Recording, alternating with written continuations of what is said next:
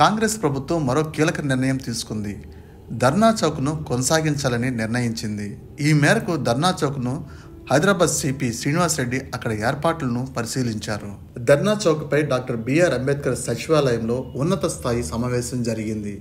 ఈ మీటింగ్ తర్వాత హైదరాబాద్ సిపి మాట్లాడుతూ ధర్నా చౌక్లో సౌకర్యాలు మెరుగుపరిచేందుకు కృషి చేస్తామని ఆయన చెప్పారు. ధర్నా చౌక్లు ఎవరైనా ఆందోళన చేపట్టవచ్చు. ధర్నాలు నడుస్తున్న సమయంలో రోడ్లు మూసివేసే ప్రసక్తే లేదు అని ఆయన అన్నారు. ట్రాఫిక్ ఇబ్బంది లేకుండా ధర్నాలు నిర్వహించేందుకు ప్రయత్నం చేస్తామని హైదరాబాద్ సిపి కొత్తకోట శ్రీనివాస్ రెడ్డి చెప్పారు. ప్రజాస్వామ్యంలో ఎవరైనా ధర్నాలు చేపట్టవచ్చు. నగరంలో 2 రోజులుగా ట్రాఫిక్ వ్యవహారంపై చర్చ జరిగింది. అసెంబ్లీ నడుస్తున్న సమయంలో ట్రాఫిక్ కొద్దిగా అంతరాయం ఏర్పడింది.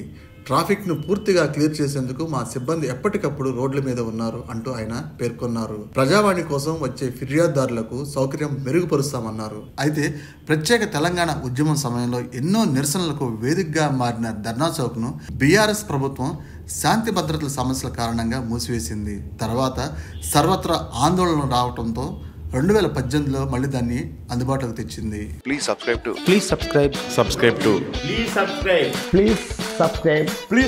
to Jai Swarajya TV. Jai Swarajya TV. Jai Swarajya TV. Jai Swarajya TV. Please subscribe to Swaraj TV. Please sign in Ublade. Please sign up for Ublade. Ublade app sign in అవ్వండి, రక్తదానం చేయండి.